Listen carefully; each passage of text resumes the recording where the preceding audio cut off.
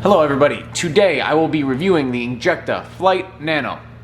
Okay, so to start out, the price for this machine is $649.99. Now, assuming that this is a professional level machine, that price should not be a problem. Now, my first impressions of this machine was, wow, this is very light and this is very small. That's what she said.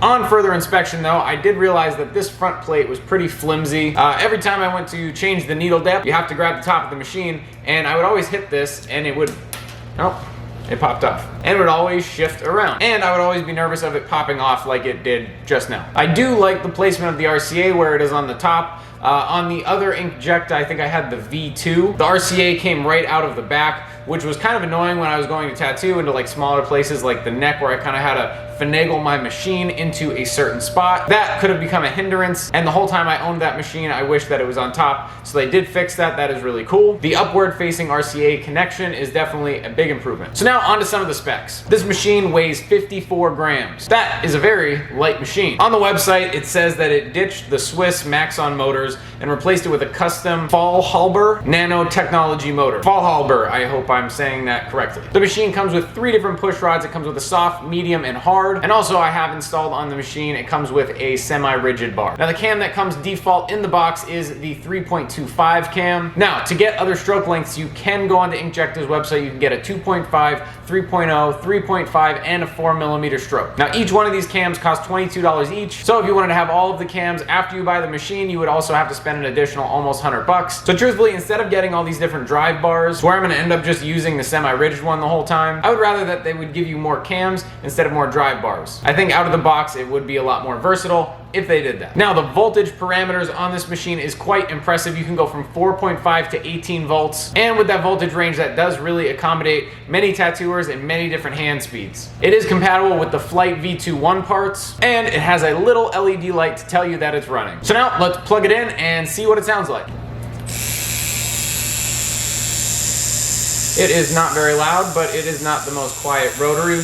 I have a 9-round liner as the cartridge in, and this is at 9.5 volts. See that little LED light in the background to tell you that it's running. I don't really think that that light's necessary. It's just kind of a cool little feature. But yeah, it's definitely quieter than a coil, but it is not the quietest rotary I've ever heard. Now, with all the latest innovations in the tattoo industry, a lot of people are moving over to wireless tattooing, so they're using battery packs. So let's see what would be better, a battery or a corded connection. So I have one of these Jetpack wireless batteries. They're not the best, but this is what I have. It hangs off the back a bit and kind of throws off the balance of the machine. You can turn it up here, but then over time, throughout the tattooing process, it will sag back down and go to the back of your hand. Now, for how light this machine is and the way that it's balanced, batteries like this kind of throw it off. Truthfully, if you're trying to keep the light feel and balance of this machine, I think an RCA connection would be better. Unless you have a smaller battery than this that doesn't hang off the back, it will kind of throw off the balance of the machine. I'm okay with using an RCA connection, even though I do like the freedom of wireless tattooing. In some cases like this, the RCA cable is definitely necessary. But truthfully, compared to the weight of other machines that I use, putting a battery pack on the back of this is not a big deal at all. It's still incredibly light. Speaking of balance, this is a very well balanced machine. It feels really light in the hand, and it is nice to be able to tattoo with. For lining, it takes a little bit to get used to since it is so light and there's no back weight to kind of help you out. But for shading and coloring, it is really nice. You're able to move your hand fluidly. Yes, either way,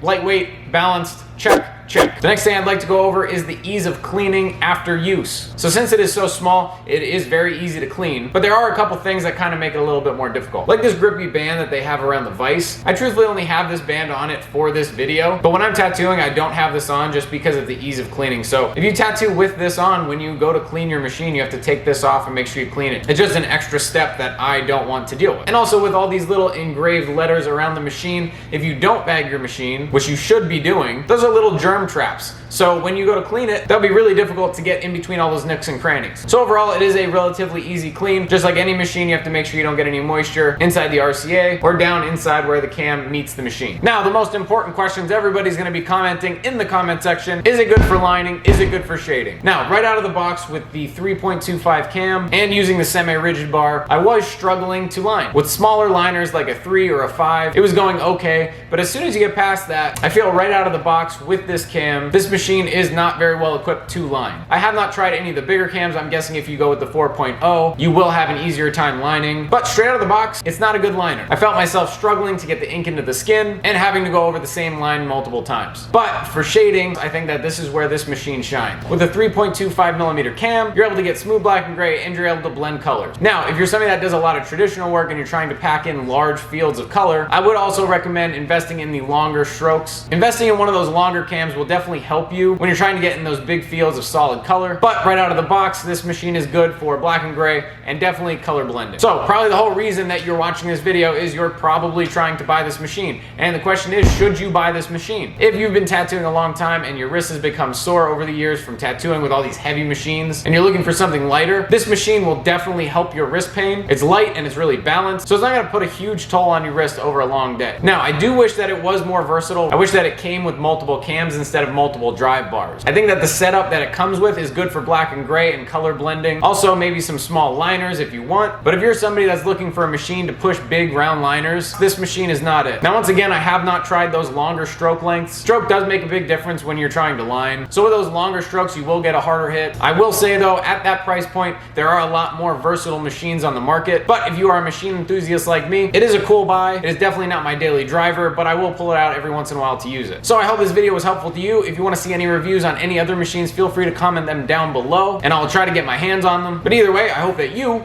have a good day.